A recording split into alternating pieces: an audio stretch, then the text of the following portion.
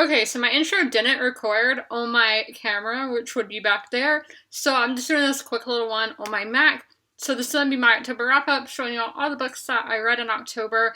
Now, it's not a great number because I've just been so busy doing Vlogtober, which is editing, uploading, recording a video every single day, so my reading has been kind of backtracked. But I'm still reading some really good books, and I wanted to share that with y'all, so let's get into the video.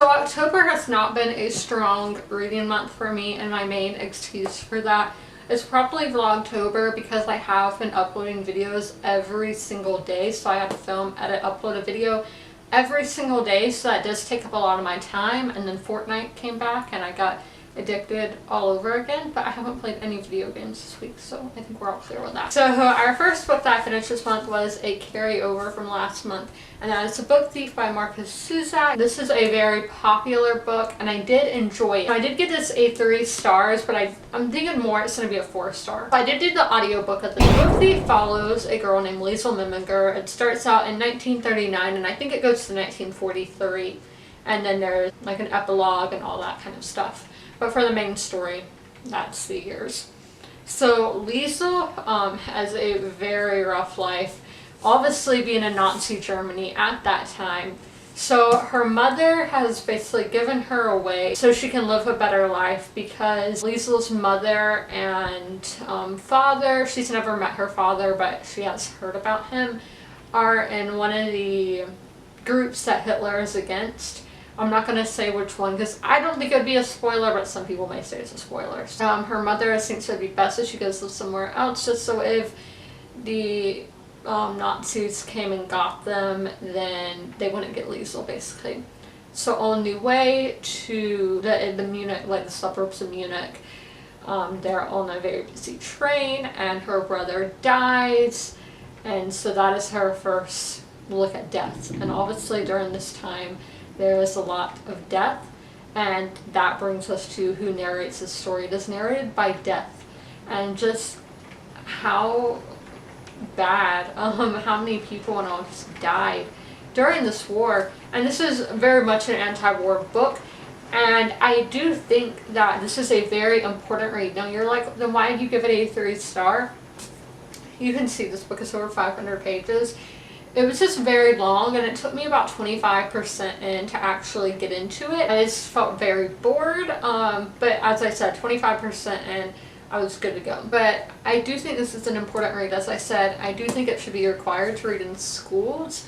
I mean, some people may think the formatting is weird, being the narrator being Death, but it just shows that not everybody in a war is bad. I mean, obviously we see Nazi Germany where like, it's Hitler, everyone in that country is bad, everybody in that country supports Hitler.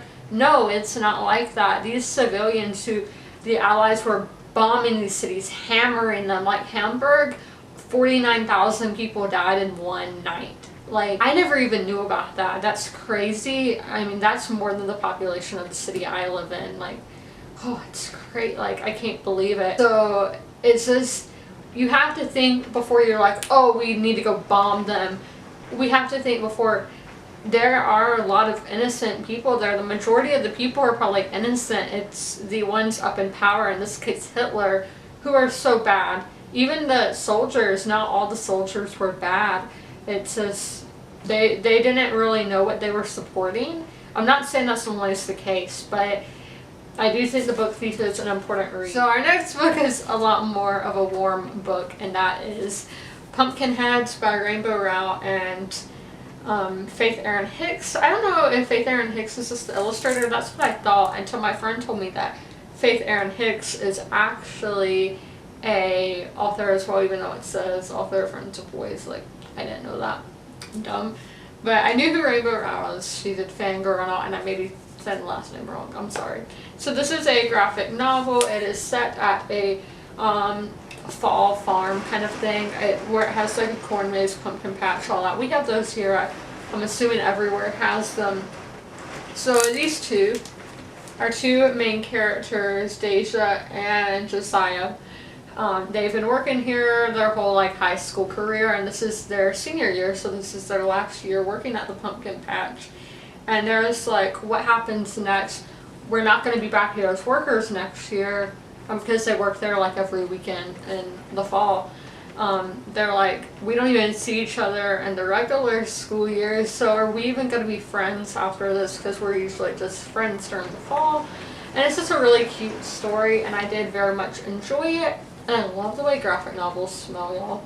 Like this and Check Please smell so good, and this was very cute. Now, I don't give graphic novels ratings because I can't feel like, I mean, look how different. I feel like I can't give ratings to that. So our next book is a book that I read to y'all in yesterday's video, and it is a children's book.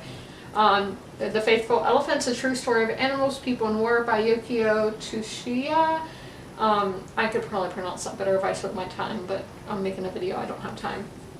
So this is, again, a true story, and in World War II, just like The Book Thief, and an anti-war story. So this is basically, they have to kill the animals in the zoo in Tokyo that would be like kind of threats to society, like the lions and bears and elephants, because obviously elephants are huge. And I think something like this happened in Berlin as well when the Red Army was coming in, but I really don't read it, so I don't know if that's true. There are these 3 elephants, John, Wonky, and is it no, it's Wanley and Tonky. They are the beloved animals of the zoo, but obviously they can't get the poison in them because their skin is so rough, and they end up having to starve these elephants. And it's just a story of showing again what war can do. And yeah, and obviously Japan, they got atomic bombs hitting them and all that. So again, it's really, you really have to think before you bomb somebody. I mean, obviously I was telling my grandma about The Book Thief, and she was alive when all this was happening. And we talked a lot about that, how Japan, just the thousands of people who died, I don't know the exact number, from the bombs, and it's crazy.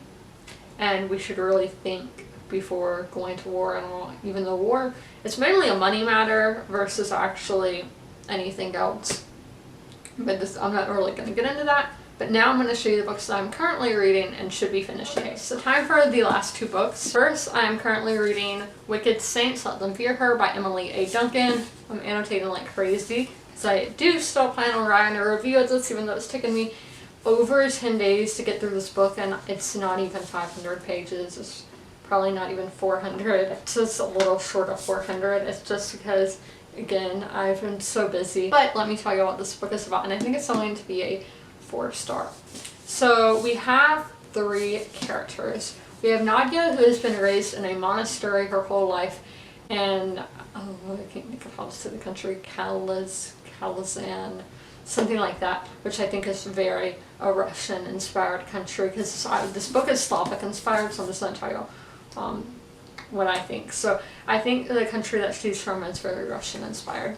So she's been raised to be a cleric for the gods. She can communicate with the gods. Well, I wasn't too sure how I feel about this power. I did get confused a lot because the names of the gods just randomly appear talking to her, and I'm like, wait, who's that? Like, I began confused by the names of the gods. And yeah, I wasn't too sure of that magic system. So she has been raised to communicate with them, and one day she will come in to stop this war that is happening. Our second character, Seraphin, who's the Grand Prince of the country that starts with a T that I can't think of the name of Chernivia, I don't know. This would be really good to do an audiobook for this, because the names are so difficult. So that country, I think, is very Polish inspired, because of the names. They're very similar to the Polish language. I recently watched a video on the kings and queens and emperors and everything of Poland, and the names are very similar. And in the country that Nadia's from, they do use a czar, so obviously that's Russian inspired. So I think Chernivia is very Polish inspired. So we have Seraphin, who is the Grand Prince. Now, he's been sent away by his father, who his father is very insecure about his own powers, So he thinks his son is more powerful than him, and he doesn't want the people at the court to see that. So he sends his son away to the army, and they are at war with Nadia's country because it is a holy war. And the Trinvia has gotten rid of the gods, and they do blood magic. So big trigger warning for self-harm. The self-harm starts 5% into this book, so like in the first 25 pages. So just be aware of that, if that is a big trigger warning for you. So he has been over there, and he is they're trying to take Kalazan and make it part of their country. Then we have a third person who is a monster who has left his ranks of the high up cult he was in, and somehow these three have to come together to take down the king, to end this holy war and bring peace to the countries as there once was 100 years ago. Now this story, yeah, I'm really much enjoying it, but I don't see it being a 5-star. I see it more as a 4-star. I mean, the writing style isn't anything too great. I've heard it's very similar to Leigh Bardugo, but I haven't read anything by her. But I know a lot of y'all are probably fans of her. So I've heard their writing styles are similar. The writing style in this to me isn't anything too special, nothing I really care about. I mean, I'm enjoying the story. So yeah, and there's a lot of plot twists I didn't expect, and that's always fun. And yeah, I am very much enjoying this story. And this is, I think, going to be a trilogy. So I would definitely be reading those books unless something happens in literally the next 15% that absolutely ruins the story. But I don't see that happening, but if it does, that'll be really upsetting. But this is going to be a 4-star for me, and you can expect a review of it on my blog, which is always linked down below in the description of the video, or you can see it on my Goodreads, which is a much shorter review, but my Goodreads name is Elizabeth, and then Raines, which is spelled R-A-I-N-E-S, on Goodreads if you want to add me on there. So our last book is Harry Potter and the Prisoner of Azkaban by J.K. Rowling. So this is my favorite Harry Potter, and I am rereading it, and it is the perfect October read. So I am on chapter 9, page 162. So I'm not really going to go into what this is about, because obviously I think y'all know what Harry Potter is about, and it's the third book in a series. But I am very much enjoying annotating it and everything. As I said, it is my favorite, and I love it.